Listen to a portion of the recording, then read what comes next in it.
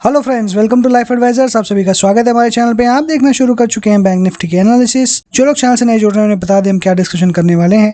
हम डिस्कस करेंगे bank Nifty के आज का ट्रेंड, बैंक निफ्टी में आने वाले दिन का ट्रेंड, साथ ही डिस्कस करेंगे बैंक निफ्टी के पूरे 12 स्टॉक्स। 5 से 10 मिनट के अंदर पूरी वीडियो कंप्लीट करने की कोशिश करेंगे। आशा करता हूँ वीडियो आपको जरूर पसंद आएगी। पसंद आए तो लाइक करना ना भूलें। आपने अभी तक चैनल सब्सक्राइब नहीं किया है तो तुरंत कर दीजिए, साथ ही बेल आइकन दबाएं ताकि टाइमली अपडेट्स आपको मिलती रहे। और शुरू करने से पहले wish you very very very happy Diwali. आशा करता हूँ आपकी दिवाली बहुत अच्छी गई होगी और सारी जो पैंडेमिक में दिक्कतें हम लोगों को हुई है और आने वाले हम समय के लिए यही आशा करते हैं कि वो सारी दिक्कतें हट जाए, मिट जाए और हम वापस एक नॉर्मल लाइफ जी पाए। बैंक निफ्टी की अगर बात करें तो प्रीवियस डे यानी मुहर्रम ट्रेडिंग के दिन जो कि सैटरडे को था, मार्केट काफ़ी वॉलेटाइल और बहुत ज़्यादा वाइल्ड मूव करते हुए दिखाई दिया हमको।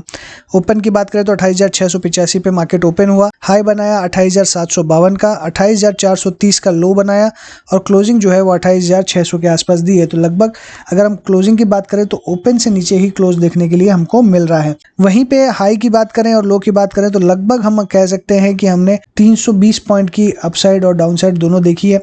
और जो क्लोजिंग है ये थोड़ी सी हम कह सकते हैं कि एक निराशाजनक है। बट मुझे जो लग रहा है लास्ट डे जो गैप फिल करके तुरंत मार्केट ऊपर आया, इसका एकदम क्लियर व्यू था कि मार्केट फिर से ऊपर जाएगा, जो मार्केट ने मुहर्रम ट्रेडिंग के दिन किया। और अभी हम अगर इस छोटे से 5 दिन के ट्रेड को देखें तो ये कंसोलिडेशन में चल रहा है और मुझे लगता है कि आने वाले समय में बहुत ज़्यादा गिरावट तो भी फिलहाल कोई आएगी नहीं, क्योंकि जब तक मार्केट में कोई नेगेटिव न्यूज़ नहीं आएगी तब तक मार्केट में मुझे कोई गिरावट अभी फिलहाल नज़र नहीं आ रही। इसलिए नेगेटिविटी की बिल्कुल कोई जगह फिलहाल यहाँ दिखाई नहीं दे रही है।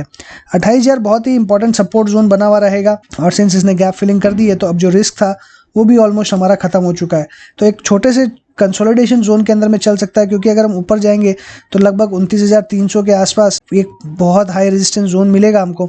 तो वहाँ पे जब भी अपसाइड में जाएगा तो वहाँ से गिरावट हमको देखने मिलेगी और नीचे में 28,000 पे बहुत इंपॉर्टेंट सपोर्ट है।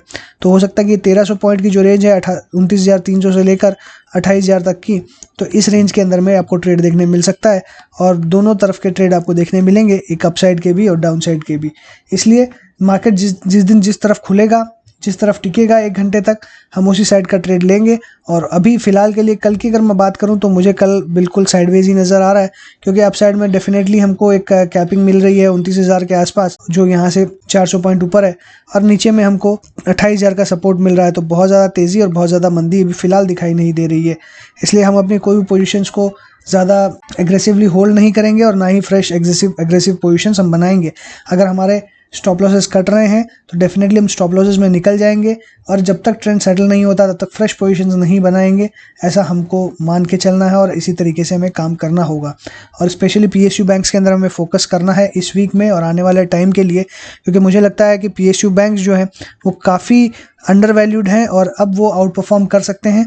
इसलिए डेफिनेटली मेरा मानना यही है कि आपको पीएसयू बैंक्स में थोड़ा फोकस रखना चाहिए और आने वाले समय में पीएसयू बैंक्स मुझे लगता है कि आउट परफॉर्म करते हुए आपको दिखाई देंगे। तो कल की अगर मैं रेंज की बात करूं तो कल की रेंज क्लियर है। ऊपर में 29,000 का डेफिनेटली एक रेजिस्टेंस बना रहेगा, इससे ऊपर में जल्दी से जाएगा नहीं मार्केट। और आज की अगर हम ओवरऑल ट्रेंड की बात करें और नीचे के लेवल्स की बात करें तो मुझे 28,000 का एकदम सपोर्ट इमीडिएटली दिखाई देता है। इसलिए एक छोटे से रेंज के अंदर ही ट्रेड करते हुए दिखाई देंगे। लगभग 29,000 ऊपर के साइड में अगर मार्केट नीचे की तरफ जाता है तो डेफिनेटली 28,300 और 28,000 के ऊपर में सपोर्ट मिलता हुआ आपको नजर आएगा। तो इन दो लेवल्स पे आपको ध्यान रखना है और अपसाइड में 29,000 का लेवल ध्यान रखना है। बात करते हैं बैंकिंग स्टॉक्स की, एक एक करके अल्फ़ाबेटिक वे में डिस्कस करेंगे।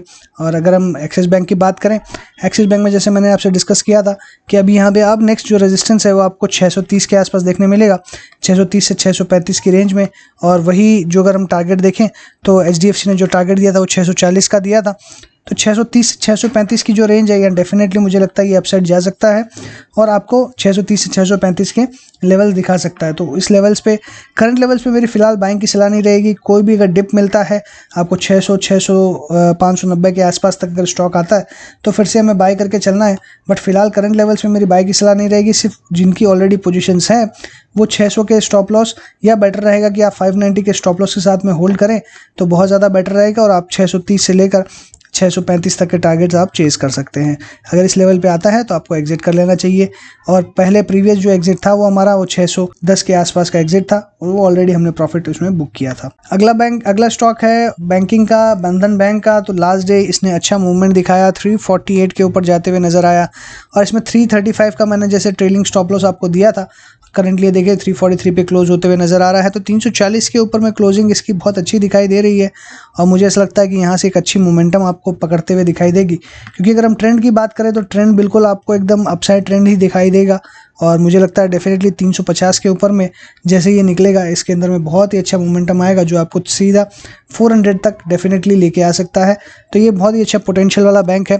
करंट लेवल्स पे आप बाय कर सकते हैं, 335 का स्टॉप लॉस रखें और आप 350 के बाद में 400 के टारगेट्स एक्सपेक्ट कर सकते हैं। बैंक ऑफ बड़ौदा की बात करें तो यहाँ पे थोड़ा सा साइडवेज है, बट ओवरऑल अगर ट्रेंड देखेंगे तो बिल्कुल आप ट्रेंड में ये स्टॉक चलते हुए नज़र आ रहा है। तो मेरी डेफिनेटली यहाँ पे बाय की सलाह रहेगी। मैंने लास्ट डे भी बाय इसमें दिया था और अभी भी मेरी बाय की ही रेटिंग इसके अंदर में है। बाय करके चलें, आपको यहाँ से 48 से लेकर 52 तक के लेवल्स देखने मिलेंगे। करंट लेवल्स पे स्टॉप लॉस रहेगा 45 का। फेडरल बैंक में जैसे हमने डिस्कस किया था कि इसमें आपको कोई भी डिप मिलता है वहाँ पे बाय करना चाहिए। और अगर हम लास्ट डे की अगर हाई की बात करें 57.2 देखने मिला, लो इसका हमने 56.1 देखा, क्लोज 56.6 पे होते हुए नजर आ रहा है। तो डेफिनेटली जो इसका ट्रेंड है वो ये भी अपसाइड में ही चल रहा है। ब्रेकआउट लेवल के एकदम एग्जैक्टली आसपास ही क्लोज होते हुए नजर आ रहा है। तो जैसे ही इसे पिकअप मिलेगा ये एकदम अपसाइड जाते हुए दिखाई देगा और मेरे को लगता है बहुत जल्दी 60 रुपए तक के लेवल्स आपको देखने मिल सकते हैं। तो करंट लेवल्स पे आपकी मेरी बाई की रेटिंग रहेगी और जिन्होंने बाई किया है उनके लिए होल्ड की रेटिंग रहेगी। करंट लेवल्स पे अगर स्टॉप लॉस की मैं बात करूं तो थोड़ा सा यहाँ पे स्टॉप लॉस जो है वो नीचे की तरफ जाएगा। अप्रोक्सीमेटली आप 55 का स्टॉप लॉस आप पकड़ के चल सकते हैं। 55 के स्टॉप लॉस के साथ में करंट लेवल्स पे बाय करें या होल्ड करें। टारगेट जो रहेंगे वो रहेंगे पहला 60 का और नेक्स्ट 65 का। HDFC बैंक के अंदर में मेरी सिंपल सी राय है, जब तक इसके अंदर में करेक्शन नहीं होता तब तक हम बाय नहीं करेंगे। और हमने लास्ट 3 दिन में देखा इसमें अच्छी करेक्शन हुई। हालांकि ये करेक्शन भी मुझे इतनी अच्छी नहीं लग रही, क्योंकि मुझे लगता है थोड़ा सा और डिप आता है तो ज़्यादा बेहतर रहेगा। तो करंट लेवल्स पे मेरी कोई बाय की रेटिंग नहीं है, इसे अभी अवॉइड करना ही बेहतर रहेगा। थोड़ा सा इसमें मोमेंटम शांत होता है तो ज़्यादा बेटर रहेगा। ICICI बैंक के अंदर में लास्ट डे हमने देखा कि ओपन हुआ 489 पे, हाई भी 489 का। तो दोनों इनके जो ओपन और हाई है वो सेम है और बेयरिश एकदम फॉर्मेशन यहाँ बनाते हुए दिखाई दिया। क्लोजिंग 486.9 पे हुई है, लो 484.65 पे है। अगर वॉल्यूम्स की बात करें तो यहाँ पे वॉल्यूम हम कंपैरिजन किसी भी स्टॉक्स में अभी फिलहाल के लिए नहीं कर पाएंगे, क्योंकि बहुत ज़्यादा समय नहीं मिला था और वॉल्यूम्स बैंकिंग स्टॉक्स में उस तरीके से आते हुए नहीं देखे हमने। और यहाँ पे भी आप देखेंगे तो गैप फिलिंग यहाँ पे ऑलरेडी हो चुकी है और यहाँ पे भी जो रिस्क है वो कम्प्लीटली एकदम अगर मैं देखूँ तो मिटिगेट हो चुका है। अभी फिलहाल कोई गैप का रिस्क यहाँ दिखाई नहीं दे रहा है, बट एक साइडवेज पैटर्न चल सकता है। मुझे लगता है कंसोलिडेशन इसे करने देना चाहिए, अभी कोई फ्रेश एंट्री नहीं करनी चाहिए, अभी अवॉइड की ही मेरी सलाह रहेगी। IDFC फर्स्ट के अंदर में फिर से अपसाइड मोमेंटम देखने मिला। 32 का जो लेवल है वो रिटेस्ट करके ये फिर से ऊपर आते हुए दिखाई दे रहा है। अब की बार मुझे लगता है 36 का लेवल जो है वो डेफिनेटली दिखाई दे सकता है। करंट लेवल्स पे मेरी बाय की रेटिंग रहेगी, बाय करके चलें। 36 का टारगेट रहेगा करंट लेवल्स पे, स्टॉप लॉस जो है वो 32 का रहेगा और 36 का टारगेट आता है तो इसके ऊपर के भी टारगेट्स हमको देखने मिल सकते हैं। इंडसइंड बैंक की बात करें तो यहाँ पे भी अपसाइड हमें बिल्कुल दिखाई दे रही है, कंप्लीटली अप ट्रेंड में ही स्टॉक दिखाई दे रहा है और लास्ट डे इसने अगर देखें तो स्पिंडल बनाया है, तो ये एक इंडिसाइसिवनेस का सिग्नल है। बट फिर भी इंडिसाइसिवनेस किस चीज़ के लिए कि ऊपर जाना है या नीचे, तो डेफिनेटली मुझे लगता है कि ये स्टॉक अभी ऊपर जाने के लिए ही रेडी है। बट फिर भी मेरी बहुत कॉशियसली इसमें बाय करने की रेटिंग रहेगी, क्योंकि नीचे से अगर देखें तो स्टॉक ने काफ़ी अच्छी रैली दी है, तो कोई भी इसमें करेक्शन हो सकता है। तो आप इसमें अगर कोई भी पोजीशन बनाना चाहते हैं करंट लेवल्स पे, तो मुझे लगता है 50% से बेसिक आपको पोजीशन इस स्टॉक में एक साथ नहीं बनानी चाहिए। अगर 50% की आप पोजीशन बनाते हैं, स्टॉक ऊपर जाता है तो बहुत अच्छी बात है, आप प्रॉफिट अपना बुक कर लें। अदरवाइज नीचे अगर आता है तो मुझे लगता है कि आपको 700 के बाद में अगर 650 के आसपास अगर मिलता है तो 650 to 700 के बीच में आपको इस स्टॉक को एवरेज करना चाहिए। बाकी 50% पैसे नीचे की तरफ लगाना चाहिए, ताकि जब भी ये स्टॉक ऊपर की तरफ फिर से भागे तो आपके प्रॉफिट्स बन सके और आप घबराएंगे नहीं, क्योंकि इसमें स्टॉप लॉसेस थोड़े बड़े हो सकते हैं। इसलिए डेफिनेटली मुझे लगता है कि नीचे के लेवल्स पे अगर मिलते हैं तो बहुत अच्छी बात है, करंट लेवल से 50% खरीदे, नहीं तो एवरेज करके ही खरीदे। इसमें ऊपर के जो टारगेट्स हैं वो आपको 900 तक के मिल सकते हैं। कोटक बैंक में मेरी अभी कोई बाय की रेटिंग नहीं है, इसे अवॉइड करना ही बेहतर रहेगा। PNB में जैसे हमने डिस्कस किया कि 300 तक के लेवल्स 30 तक के लेवल्स ऊपर में 32 तक के लेवल्स आपको देखने मिलेंगे। तो 30 का तो टारगेट हमारा अचीव हो गया। ओपन और हाई की बात करें तो 30 हमको देखने मिल रहा है। तो एग्जैक्ट मार्केट पे वहीं पे खुलते हुए नजर आया, लेकिन क्लोजिंग थोड़ी सी डिसअपॉइंटिंग दिखाई दे रही है। बट फिर भी जो ओवरऑल ट्रेंड है बिल्कुल अपसाइड का है, तो मुझे लगता है 32 का टारगेट डेफिनेटली आ सकता है। करंट लेवल पे स्टॉप लॉस रखें 28.5 का। आरबीएल बैंक की बात करें तो ये भी एकदम अप ट्रेंड में है। सारे स्टॉक्स आप देख पा रहे हैं कि अप ट्रेंड में ही चलते हुए नजर आ रहे हैं। तो करंट लेवल्स में मेरी बाई की रिकमेंडेशन रहेगी। लास्ट डे भी मैंने इसमें बाई की रिकमेंडेशन ही दी थी, अभी भी मेरी बाई की रिकमेंडेशन रहेगी। इसमें बाय करके आप चलें। ऊपर में सबसे पहला टारगेट जो आपको मिलेगा वो 220 तक का मिलेगा। 200 की 20 के बाद में सीधा 240 तक के लेवल्स आपको देखने मिल सकते हैं। दो टारगेट के लिए करंट लेवल्स पे बाय करें। स्टॉप लॉस रहेगा 198 का। एसबीआई की अगर बात करूं तो एकदम अप ट्रेंड में ये स्टॉक चलते हुए नजर आ रहा है। नीचे के लेवल्स देखें, ब्रेकआउट लेवल के आसपास अगर देखेंगे तो इसने रिटेस्ट किया है और वापस ये ऊपर जाने के लिए तैयार दिखाई दे रहा है। लास्ट डे हमने देखा कि वॉल्यूम थोड़ी सी कम थी, लेकिन अपसाइड जाने की कोशिश करी स्टॉक ने। 232.9 का इसने हाई बनाया और लो बनाया 227 का। क्लोज हुआ है 229.65 पे। तो यहाँ पे अगर मैं देखूँ तो बिल्कुल अप ट्रेंड और बिल्कुल अच्छा मोमेंटम कंटिन्यू है इसके अंदर में। हो सकता है थोड़े बहुत स्विंग्स आपको देखने मिले, एक कंसोलिडेशन का फेज देखने मिले।